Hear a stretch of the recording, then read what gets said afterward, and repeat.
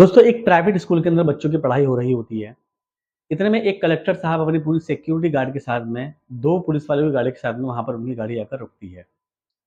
और उस स्कूल के गेट में कलेक्टर साहब अंदर जाते हैं।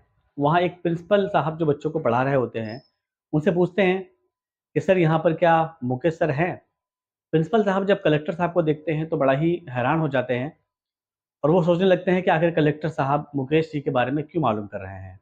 वो उनसे पूछने की कोशिश करते हैं कि क्या बात है बताइए। कलेक्टर साहब कहते हैं कि नहीं मुझे मुकेश सर के बारे में मालूम करना है, क्या मुकेश सर यहाँ पर हैं? तो वो कहते हैं नहीं मुकेश सर तो यहाँ पर नहीं है, उनका तो काफ़ी टाइम पहले यहाँ से टीचर की नौकरी वो छोड़ दी है। फिर भी प्रिंसिपल साहब पूछते हैं आखिर क्या बात है, आप क्यों उनके बारे में मालूम कर रहे हैं? तो कलेक्टर साहब कहते हैं कि दरअसल सर बात ये है कि मुझे मुकेश सर के 100 रुपए वापस करने हैं। ये सुनकर प्रिंसिपल साहब बड़े ही हैरान हो जाते हैं कि भाई 100 रुपए का आखिर ये क्या मामला है? वो जानने की कोशिश करते हैं कि कलेक्टर जी आप मुझे बताइए कि ये 100 रुपए का क्या मामला है? तो कलेक्टर साहब उससे बताते हैं कि सर बात दरअसल ये है कि मैं कुछ सालों पहले इसी स्कूल के अंदर पढ़ा करता था और मुझे मुकेश सर ही पढ़ाया करते थे। एक बार मुकेश सर ने हम सब बच्चों को बिठाकर पूछा था कि अगर मानो मैं आप लोगों को 100-100 रुपए देता हूँ, तो आप लोग क्या करोगे? तो कुछ उनमें से बच्चे होते हैं जो कहते हैं कि हम खिलौने लेकर आएँगे, कुछ बच्चे होते हैं कि मैं अच्छी-अच्छी चीज़ें खाऊँगा, कुछ बच्चे होते हैं जो कहते हैं कि मैं खेलने के लिए जाऊँगा, मैं कहीं घूमने के लिए जाऊँगा। लेकिन जब सर मुझसे पूछते हैं कि बेटा तुम इस पैसों का क्या करोगे? मैंने उनको उस टाइम पर बताया था कि सर मैं इन पैसों के लिए अपने माँ के लिए एक चश्मा लेकर आऊँगा। क्योंकि मेरी माँ को कम दिखाई देता है और कम दिखाई देने की वजह से उनके हाथों में सुई चुभ जाया करती है। तो मुकेश सर ने मेरे से कहा था बेटा ये काम तो तुम्हारे पिताजी भी कर सकते हैं। तो मैंने उनसे कहा था कि सर नहीं मेरे पिताजी हैं नहीं और मेरी माँ मुझे दूसरों के यहाँ पर काम कर कर जो दूसरों के यहाँ पे कपड़े वगैरह होते हैं उनको सिल करके मुझे पढ़ा रही है।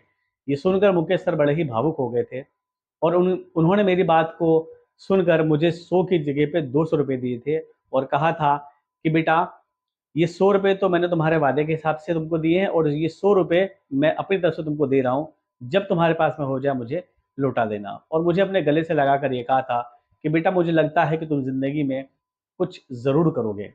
उसके बाद मुकेश सर ने मेरी काफ़ी मदद की मेरी पढ़ाई के दौरान में जब मुझे स्कूल के अंदर ड्रेस वगैरह मिलना होता था, किताबें वगैरह मिलनी होती थी, तो मुकेश सर ने मुझे काफ़ी मदद करा था। और अब मैं वही 100 रुपए उनको लौटाने आया हूँ। प्रिंसिपल साहब ये बात सुनकर बड़े ही भावुक हो जाते हैं। प्रिंसिपल साहब पुरानी फाइलें निकालते हैं, वहाँ से एक पता निकालते हैं, एक एड्रेस निकालते हैं और वो एड्रेस निकालने के बाद कलेक्टर साहब को दे देते हैं। कलेक्टर साहब उस पते के ऊपर जाते हैं, तो मालूम ये लगता है कि वहाँ से कि जो मुकेश सर थे उन्होंने वहाँ से वो मकान अपना बेच दिया और किसी शहर में शिफ्ट हो गए हैं। आस-पास के लोगों से कलेक्टर साहब मालूमात करने की कोशिश करते हैं, तो उनको वहाँ उस शहर का एक पता मिल जाता है जहाँ पर मुकेश सर रहा करते हैं। वो तुरंत अपने सिक्योरिटी गार्ड के साथ में गाड़ी से उस शहर की तरफ जाने लगते हैं और जब उस दरवाजे पर पहुँचते हैं जो एड्रेस होता है, तो दरवाजे की बेल बजाते हैं।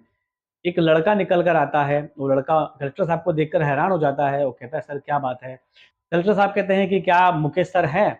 मुकेश सर का नाम सुनते ही ये लड़का बड़ा घबरा जाता है और उनसे पूछता है कि सर क्या बात होगी बताइए मैं उनका लड़का हूँ। कलेक्टर साहब कहते हैं कि नहीं ऐसी कोई बात नहीं है, मुझे बस मुकेश सर के कुछ पैसे वापस करने हैं, आप मुझे बता दीजिए मुकेश सर कहाँ है? लड़का उनसे कहता है कि अब मैं उनका लड़का हूँ, आप मुझे पैसे दे सकते हैं और जब वो आएँगे तो मैं उनको दे दूँगा। कलेक्टर साहब कहते हैं नहीं मुझे पैसे उन्हीं को देना है। दोस्तों मुकेश सर का ये जो लड़का है, इस लड़के ने अपने पिताजी को यानी कि मुकेश सर को एक वृद्धाश्रम में भेज दिया था। कलेक्टर साहब मुझसे ज़्यादा पूछताछ करते हैं तो वो बता देता है कि मैंने पिताजी को अपने वृद्धाश्रम में छोड़ दिया है।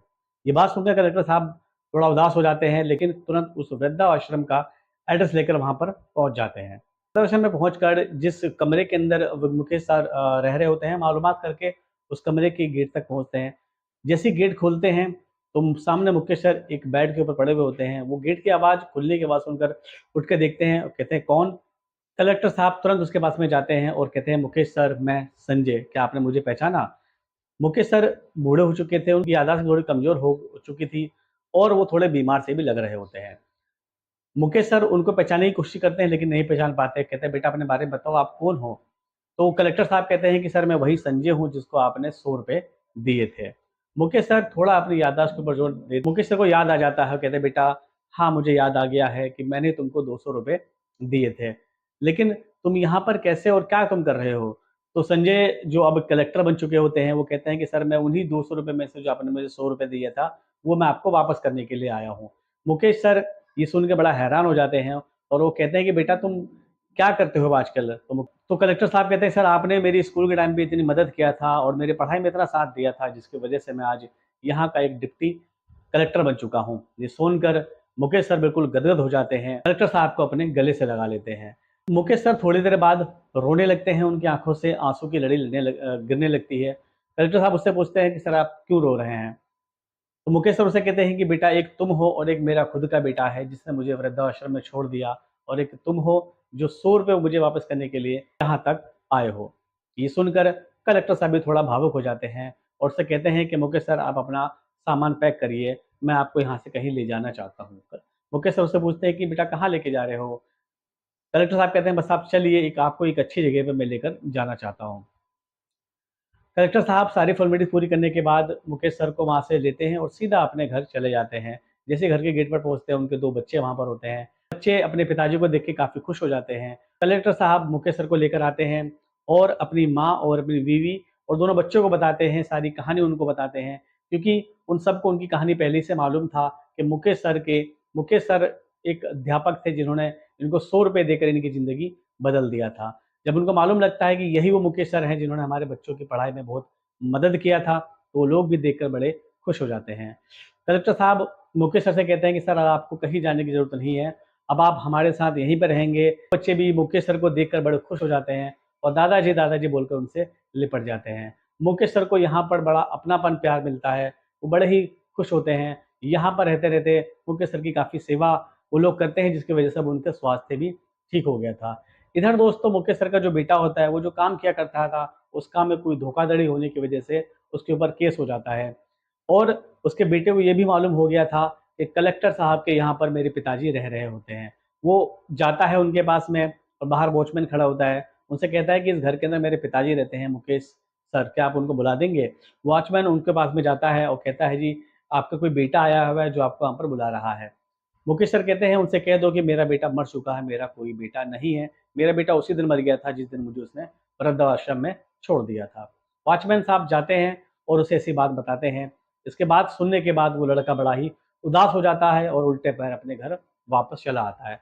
शाम में जब कलेक्टर साहब आते हैं तो वॉचमैन साहब उसे पूरी कहानी बता देते हैं। कलेक्टर साहब को मालूम हो गया था कि ये जो लड़का है इसने अपने पिताजी के साथ में अच्छा नहीं करा, तो उनको भी लगता है कि बेटे को कुछ ना कुछ सबक मिलना ही चाहिए। बहरहाल दोस्तों, अब मुकेश सर कलेक्टर साहब के और उनकी फैमिली के बीच में हँसी-खुशी रहने लगते हैं। ₹100 का कर्ज उस बच्चे ने जिस तरह चुकाया है, उसको लेकर आपकी क्या राय है? कमेंट सेक्शन में ज़रूर बताइएगा। मिलते हैं अगली नई वीडियो में, अगली नई कहानी के साथ।